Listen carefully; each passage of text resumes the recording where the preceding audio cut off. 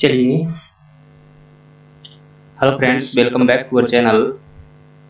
आज से जो है हम एमपीपीएससी मेंस 2025 के लिए एक नई क्लास, नई श्रृंखला शुरू कर रहे हैं, जिसमें हम MPPSC mains paper 1 part A के अंतर्गत जो पहली यूनिट है, अभी पहली यूनिट कर रहे हैं। इसके बाद दूसरी, तीसरी, चौथी और पांचवी जो भी हिस्ट्री वाले पार्ट में जितने भी सेशन हैं, जितने भी यूनिट है, उन सभी के हम पहले प्रश्न हल करने का प्रयास करेंगे। दोस्तों, एमपीपीएससी मेंस क्लियर करना थोड़ा सा काफी चैलेंज है। इसके लिए आपको कम से कम 8 से 10 महीने का समय देना होगा। यदि आप सोचते हैं ऐसा कि प्री निकालने के बाद मेंस करेंगे, तो यह पॉसिबल नहीं है, क्योंकि मैं ये सब कर चुका हूं, करके देख लिया है, अनुभव के साथ में बोल रहा हूं। 3 बार मेंस दे चुका हूं, ऐसा नहीं है। तो इसके लिए आपको पहले से क्या करना होगा, प्री के पहले कम से कम आपको 2 से 3 पेपर कंप्लीट होना चाहिए। देन उसके बाद आप पेपर 4 कर सकते हैं। हिंदी का पेपर ज़्यादा बड़ा नहीं है, 15 दिन में हटा सकते हैं। निबंधन के लिए कोई अलग से नहीं पड़ता है। तो इसी प्रयास में हम जो है पहले क्वेश्चन देखते हैं।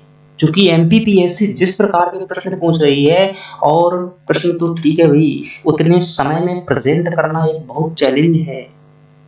अभी तक 5 नंबर का प्रश्न आता था, 2 मिनट के समय में 5 नंबर का उत्तर कंप्लीट करना अपने आप में बहुत चैलेंज होता था। मैंने देखा है, 1 बार नहीं, 2 बार, 3 बार देखा है। और मैं भी कई बार बहुत सारी प्रैक्टिस करने के बाद जो है प्रश्न छूट जाते हैं। तो कौन सी तरीका अपनाएं, तो बहुत अच्छी आपकी स्ट्रेटजी होना चाहिए। प्रश्नों की बहुत अच्छी समझ होना चाहिए आपकी, कि किस प्रश्न के अंदर क्या कंटेंट दिया जा सकता है, कौन सा कंटेंट डालेंगे आपको अच्छे नंबर मिल जाए। जानकारी के लिए बता दूं कि 5 नंबर का जो प्रश्न होता है, वहां पर आपको 2 नंबर या 2.5 नंबर ही मिल पाते हैं। जिस प्रकार से वो प्रेजेंट कर पाते हैं पेपर में, तो कैसे 3 साढ़े 3 नंबर आप ले पाएंगे, कौन कौन सा शब्द डालें। तो चलिए इसी विषय पर बात करेंगे। और आज की जो इसमें देखेंगे, हम देखेंगे आहड़ संस्कृति। हम जो कि शुरुआत से कर रहे हैं, तो हर टॉपिक वाइज जो भी एमपीपीएससी के प्रश्न पूछे गए हैं, उन प्रश्नों पर चर्चा करते हुए, और मैं आपको एक उत्तर लिखकर भी दूंगा। हालांकि वर्तमान में अभी मैंने एक स्लाइड नहीं तैयार की हुई है कि जो आपका आंसर शो कर दे, लिख लीजिएगा। मैं सभी चीजें जो है अच्छे से बता दूंगा, आपको फॉर्मेट बता दूंगा, सब कुछ आप लिख पाएंगे। अगली बार से जो है, जो भी मैं क्वेश्चन हल करवाऊंगा, उसको अंत में जो है आपके सामने जो एक क्या करवा दूंगा, वही शो कर दिया कर दूंगा। तो आप स्क्रीनशॉट लेकर उसे एक आंसर के रूप में मॉडल हो जाएगा आपका। चलिए क्लास की शुरुआत करते हैं। कहते हैं ना कि आंधियों की चिन्ह है जहाँ आसियां, जहाँ पर बिजलियां गिराने की, वहीं पर जिद है हमें अपना आसिया बनाने की। जी हाँ, जब कोई चीज एक बार में नहीं मिलती सफलता, 2 बार में नहीं मिलती, 3 बार में नहीं मिलती, लेकिन अगर जिद हो करने की, तो सब कुछ संभव हो सकता है। उसी संभव करने के लिए जो है हम एक छोटा सा प्रयास कर रहे हैं।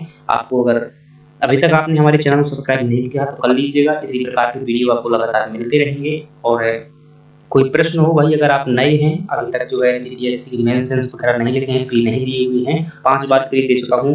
वैसे जो है पेपर का प्री का भी काफी अनुभव है, तो प्री अलग से मत करिएगा, आप इसी के साथ में करिएगा। बाकी जो है टेस्ट सीरीज जो है प्री के टाइम पर लगा लीजिएगा। बाकी आप किसी प्रकार का प्रश्न हो, आप जो है कमेंट बॉक्स में बताइएगा, अन्यथा मैं आपको भी अंत में नंबर दे दूंगा अपना, तो वहाँ पर भी पर्सनली बात कर सकते हैं। बकायदे जो है आपके प्रश्न औपचारिक होना चाहिए, थोड़ा सा ऐसा नहीं, कुछ भी नहीं, टॉपिक रिलेटेड प्रश्न होना चाहिए, पढ़ाई से संबंधित होना चाहिए। चलिए क्लास की शुरुआत करते हैं और देखते हैं। तो हम क्या कर रहे हैं, मुख्य परीक्षा की समझ विकसित करने के लिए क्वेश्चन के अनुसार आंसर राइटिंग करना सीख रहे हैं। और इसके लिए मैंने क्या किया है, एमपीपीएससी के पूछे हुए प्रश्न, एक एक प्रश्न हल करने का प्रयास किया है। पहले हम जो 5-5 नंबर, 11-11 नंबर के होंगे, एक क्लास में करेंगे। हालांकि अभी ये पहली क्लास है, इसलिए जो है एक प्रश्न ही लिया हुआ है। बाद में जो है मैं 2-3 प्रश्न लूंगा, और 3-3 नंबर के जो है एक बार में पूरे कर लिया करेंगे। क्योंकि जो वर्तमान नए सिलेबस के अनुसार हो सकते हैं, उनको ध्यान में रखते हुए करेंगे। क्योंकि हिस्ट्री ज्यादा नहीं बदली हुई है, हिस्ट्री वही है, तो इसमें ज्यादा बदलाव नहीं। चलिए देखते हैं। आपका प्रश्न है हमारे पास, आहड़ संस्कृति क्या है समझाइए। 5 नंबर में आया हुआ प्रश्न है ये। 2020 के पेपर का उठाकर 20 से 21 का पेपर उठाइएगा, 20 का है। एमपीपीएससी 2020 का पेपर उठाइएगा, वहां पर आया हुआ, इसी को करेंगे। चलिए देखते हैं। तो फ्रेंड्स, हमारे पास जो प्रश्न है वो कौन सा है, आहड़ संस्कृति। आहड़ संस्कृति को जो है हम देखने वाले। सबसे पहले चूंकि हम यहाँ भी आंसर नहीं लिख रहे हैं, समझ रहे हैं आंसर कैसे लिखना है, मैं अभी लास्ट की स्लाइड में बता दूंगा आपको, फॉर्मेट बता दूंगा, बाकी सब यहीं से उठाएंगे। आहर संस्कृति, चलिए अभी आहर संस्कृति भाई क्यों समझाऊं, सीधा सा प्रश्न नहीं समझा पा, थोड़ा सा इसका बैकग्राउंड बनाते हैं, कैसे हिस्ट्री समझना होता है आप समझिएगा। दोस्तों अगर बात करेंगे हम कब की, ताम्रपाषाण काल की बात करेंगे। भारतीय इतिहास में जो प्रश्न आया हुआ है, कहां से आया हुआ है, ताम्रपाषाण काल से आया हुआ है। 5 नंबर का प्रश्न है, जब हम ताम्रपाषाण काल की बात करते हैं, ताम्रपाषाण काल। अब यह काल जो है इतिहास में थोड़ा रिसर्च बाकी है, कुछ इतिहासकार इसे सिंधु घाटी सभ्यता के पहले पढ़ा देते हैं, बताते हैं, और कुछ जो है सिंधु घाटी सभ्यता के बाद बताते हैं। परंतु आप यूं समझिएगा कि यह वह समय है जो सिंधु घाटी सभ्यता के पहले से लेकर के सिंधु घाटी सभ्यता के बाद तक चलता रहा। यानी कि धातुओं के आधार पर जब हम धातु युग पढ़ते हैं तो सबसे पहले पाषाण युग पढ़ते हैं, फिर ताम्र युग पढ़ते हैं, और देन इसके बाद लौह युग पढ़ते हैं। सिंधु घाटी सभ्यता कांस्य युगीन थी। अगर धातु के आधार पर देखेंगे सबसे पहले हमें क्या दिखाई देता है, पाषाण यानी पत्थर वाला युग, इसके बाद तांबा का युग दिखाई देता है, इसके बाद जो है लौह युग दिखाई देता है। लेकिन यहीं पर जो क्या रहा है, सिंधु घाटी सभ्यता भी रहा है, इंडस वैली सिविलाइजेशन भी रहा है। तो ये वो समय है कि जो इंडस वैली सिविलाइजेशन के पहले भी ताम्रपाषाण काल था, बाद में भी था। तो आप समय को लेकर के ज्यादा मत वो करिए, वैसे भी प्राचीन काल में जो है समय हर बात के लिए इतना मायने नहीं रखता, जहां पर मायने रखते वहां पर। तो ताम्रपाषाण काल जब बात करते हैं तो ताम्रपाषाण काल में दोस्तों क्या था कि तांबा का जो है बहुतायत उपयोग किया जा रहा था। और इस काल में दोस्तों जो है कई सारी संस्कृतियां विकसित हुई, जिसमें से 4 संस्कृति महत्वपूर्ण है। कितनी? 4 संस्कृति महत्वपूर्ण है। उनमें से एक संस्कृति को लेकर के एमपीपीएससी प्रश्न पूछ चुका है।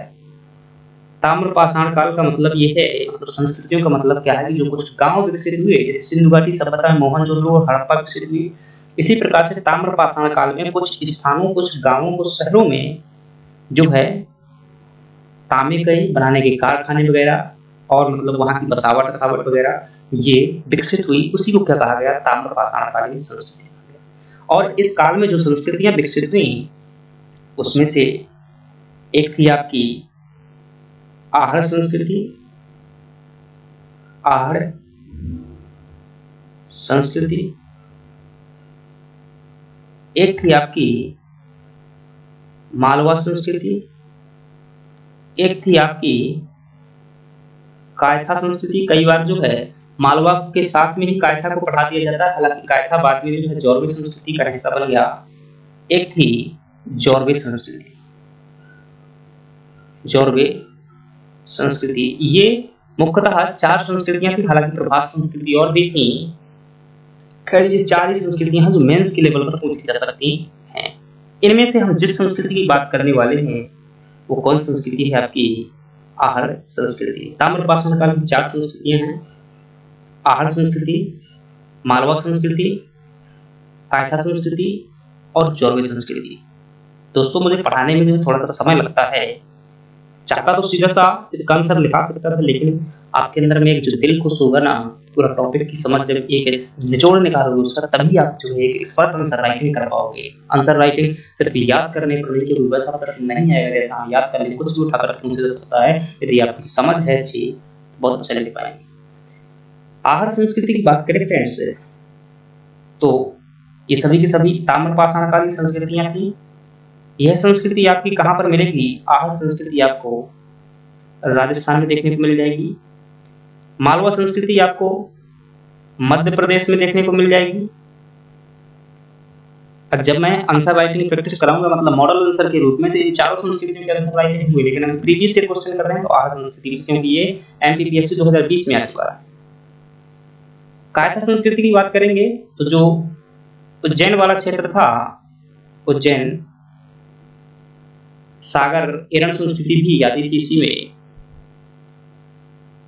और जौरवे संस्कृति जो थी आपकी, ये हमें महाराष्ट्र में देखने को मिल जाती है। कहाँ? महाराष्ट्र में देखने को मिल जाएगी। तो ये 4 संस्कृतियां थी, इसमें से हम लोग किसका अध्ययन करेंगे? आहार संस्कृति का अध्ययन करेंगे। चलिए देखते हैं। अब हम बात करते हैं आहार संस्कृति को संक्षेप में समझाना है। आहार संस्कृति, अब इसे समझाइए। वही आपके पास जो प्रश्न पूछा गया था जिस लेवल पर, उसके लिए 5 अंक थे। कितने अंक का प्रश्न था? 5 अंक का। और ये जो है आपके शब्द सीमा थी, शब्द कितने देने थे? 50 शब्द देने थे। और इसके लिए जो समय होता है, हालांकि समय आप ये अलग अलग क्वेश्चन के लिए तो नहीं होता है, लेकिन एवरेज अगर समय की बात करूं तो भाई 2 मिनट 30 सेकंड आपके पास में समय है। 2 मिनट 30 सेकंड का समय है, 2.5 मिनट का समय है। अब बताइए आप क्या लिखेंगे? पर्चे लिखेंगे? तो पहले तो समझ लीजिए, फिर मैं आपको बता दूंगा कैसे लिखना है। 2.5 मिनट के अंदर ही जी हाँ आप लिखना सीख जाएंगे। हालांकि अगर पहले आपने आंसर राइटिंग नहीं की हुई, थोड़ा सा पॉसिबल नहीं, प्रैक्टिस करनी पड़ती है। लेकिन आप जिस प्रकार से मेरे द्वारा प्रयुक्त शब्द देखेंगे, किन किन चीजों का उपयोग करना है, कहाँ पर है लिखना है, दिया है, लिया है, कैसा वैसा, ये सब डालना हो तो डालिए, मत डालना हो तो मत डालिए, सीधे कंटेंट दीजिएगा। कंटेंट की परमार रहती है छोटे क्वेश्चनों में। बहुत छोटे क्वेश्चन लिखना चैलेंजिंग होता है रेदर देन बड़े क्वेश्चन की। 11 नंबर क्वेश्चन लिखना आसान होता है, फेंको वहां पर जो भी मतलब रिलेटेड ध्यान आ रहा है। लेकिन 5 नंबर में कुछ नहीं दे सकते कि वो छोटा हर कोई पढ़ लेता है, बड़ा नहीं पढ़ता है। इस प्रकार से निबंध होता है, निबंध लिखना आसान होता है, 2 नंबर क्वेश्चन लिखना और कठिन है। तो आहार संस्कृति की बात करें फ्रेंड्स, तो ध्यान दीजिएगा।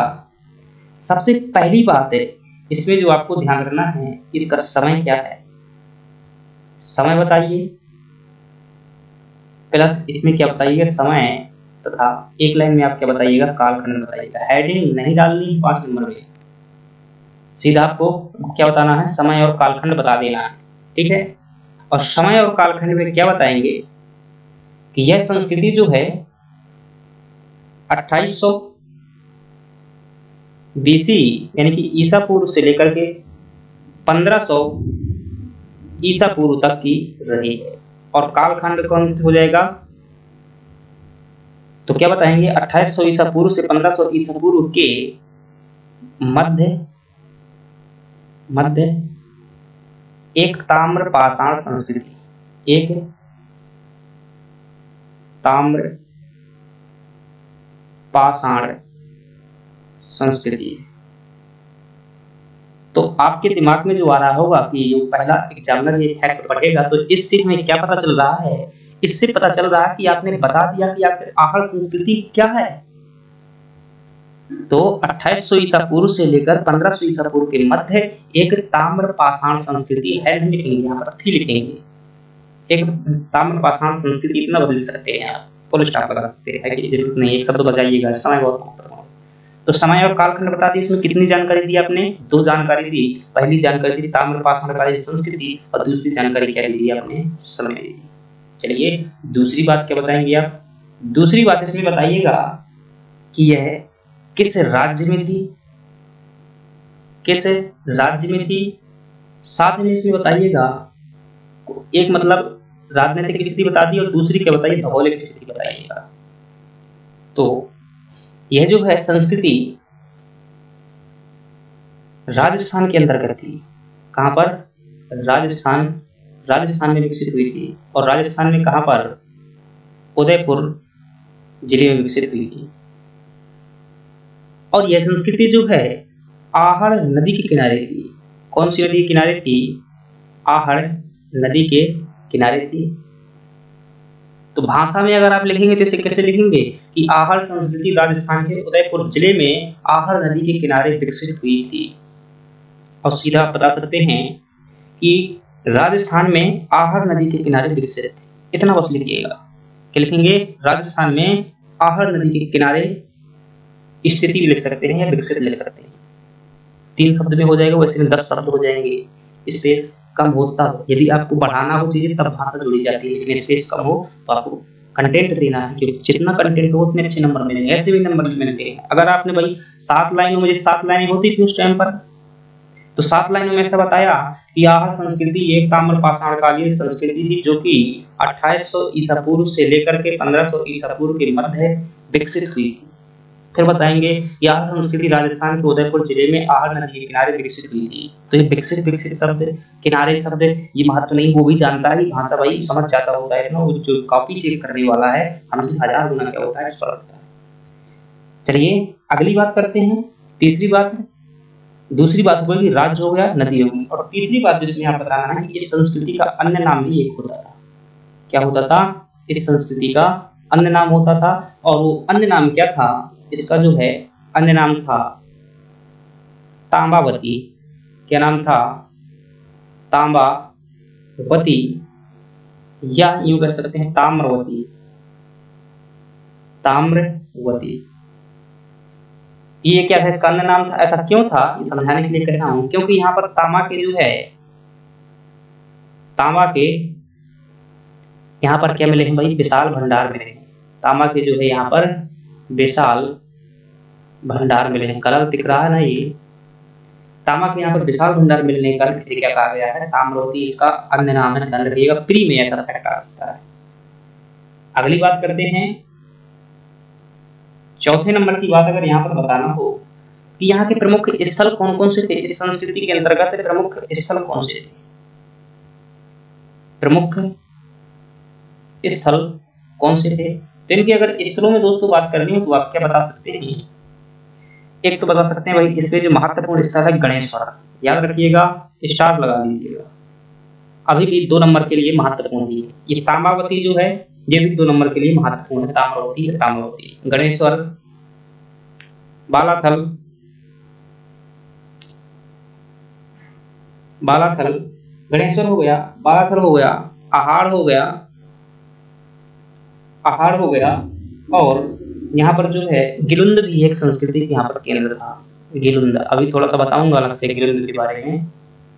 तो ये गिलुंद भी जो है आपका 2 नंबर का हो सकता है। तो ये 2 नंबर में हो सकते हैं। तो 2 नंबर में आ जाए तो क्या बताएंगे? यह एक ताम्र पाषाण कालीन स्थल है जो कि राजस्थान राज्य के जिले में स्थित है, इस नदी के किनारे स्थित है बस। तो ये क्या हो जाएंगे? इसके स्थल हो जाएंगे। ये काटली नदी के किनारे था आपका गणेश्वर स्थल। अगली बात करें यहाँ पर कि ये स्थल हो गए, और क्या यहाँ पर बता सकते हैं? कुछ प्रमाण यहाँ से मिले होंगे, उन प्रमाणों के बारे में क्या कर सकते हैं? बता सकते हैं। कौन कौन से यहाँ पर प्रमाण मिलेंगे दोस्तों? अगर यहाँ पर प्रमाणों की बात करेंगे तो यहाँ पर जो है श्वेत चित्रित मृदभांड प्राप्त हुए हैं। क्या प्राप्त हुए हैं? श्वेत चित्रित मृदभांड। मृदभांड तो आप समझते ही हैं, मिट्टी के बर्तन होते थे वही आपके मृदभांड होते थे। तो यहाँ से कौन से मृदभांड प्राप्त हुए हैं? साक्ष्य भी लिख सकते हैं प्रमाण की जगह पर, साक्ष्य लिखी हुआ इतिहास की भाषा में प्रमाण थोड़ी सी वैज्ञानिक शब्द करता है। साक्ष्य, तो श्वेत चित्रित मृदभांड यहाँ से प्राप्त हुए हैं।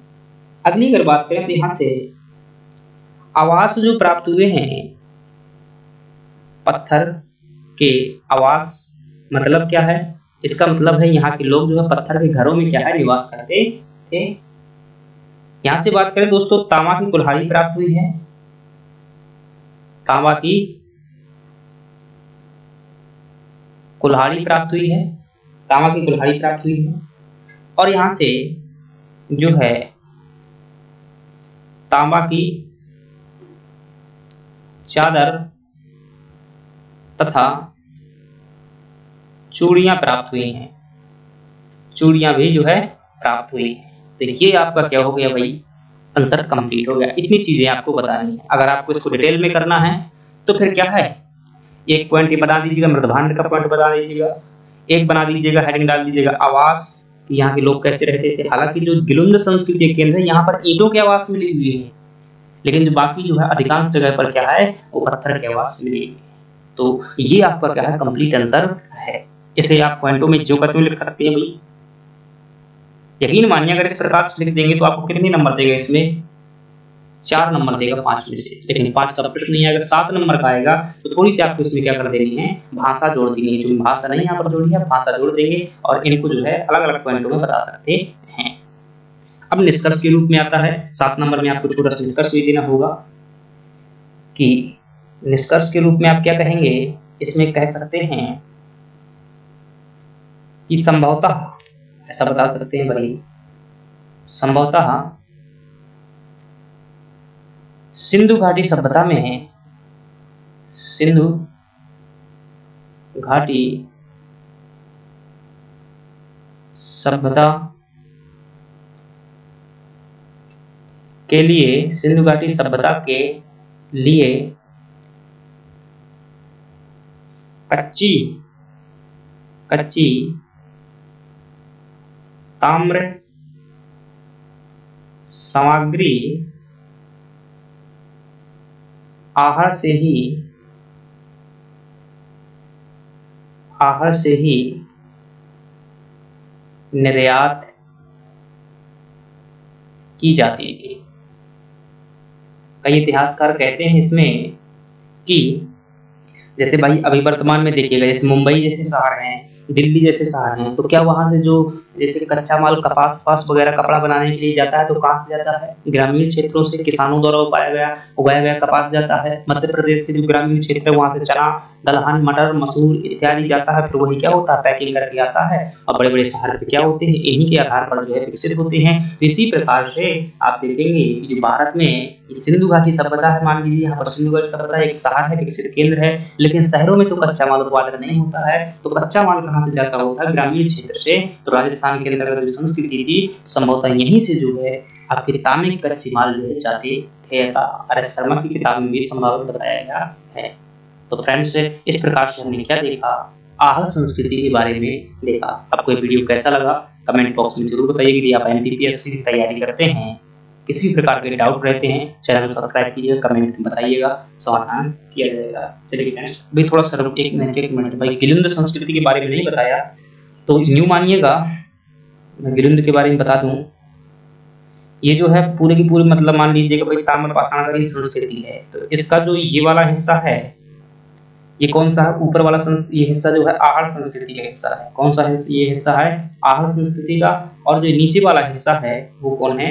गिलिंद संस्कृति का। तो ऐसा मानिएगा जो गिलिंद संस्कृति तो आहर संस्कृति के अंतर्गत ही बनास नदी के किनारे, राजस्थान में ही बनास नदी के किनारे और चित्तौड़ जिले में बनास नदी के किनारे जो है विकसित हुई थी। ये जो एक उप केंद्र था आहर संस्कृति की। बातें आपको ध्यान में शायद 2 नंबर में आ जाएगी, क्या पता। तो फ्रेंड्स चलिए बाय, और मिलते हैं नेक्स्ट क्लास में। और जो अगले प्रश्न होंगे प्रश्नों के साथ में आएंगे। आपको पसंद आए तो कमेंट में जरूर बताइएगा, ताकि थोड़ा सा मुझे भी तो पता चले कि हमारा अनुभव आपको कैसा लग रहा है। चलिए धन्यवाद।